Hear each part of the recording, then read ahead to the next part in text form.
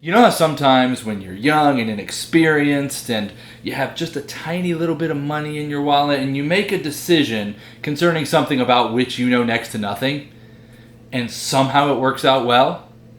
Well, this is one of those stories, and this is what it's about.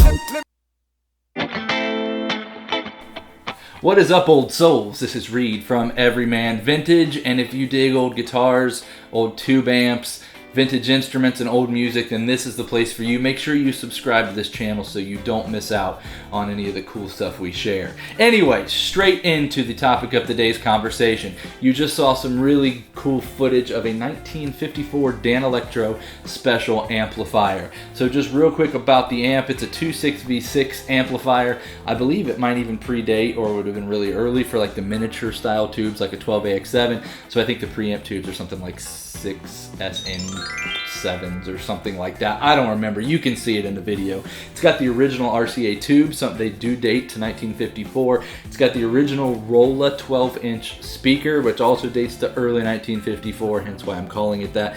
Didn't check the transformer codes or anything like that.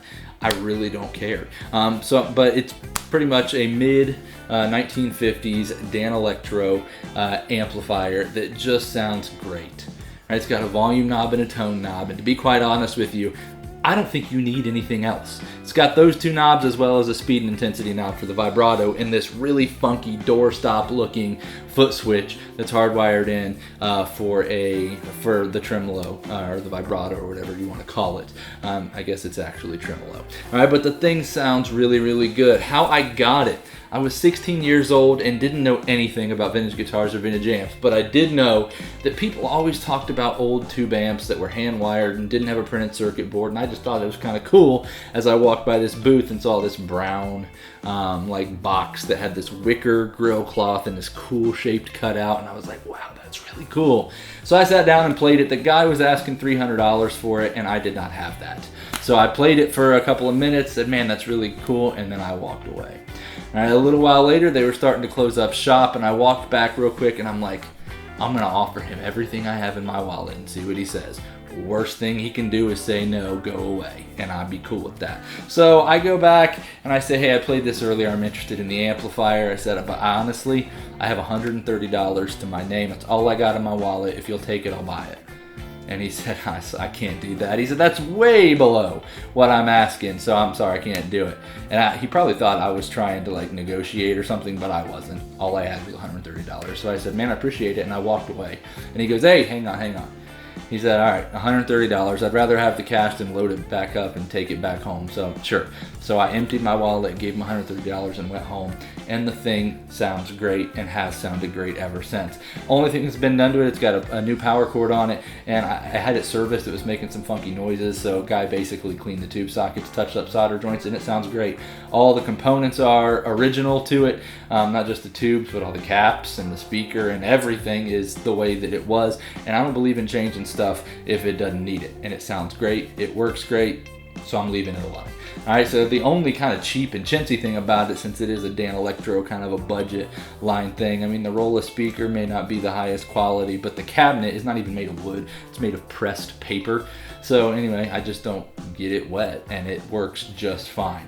All right, and anyway, that's enough talking about the 1954 Danelectro Special. I want you to hear it. So I appreciate you watching this video. If you've liked it, go ahead and subscribe, but I want to stop talking and let you hear this sucker. So here I am playing a 1967 Gibson ES335 through the 1954 Danelectro Special. Nothing in between the guitar and the amp but a chord, and I hope you've enjoyed it. I'm Reed from Everyman Vintage. Enjoy the demo. Make sure you subscribe.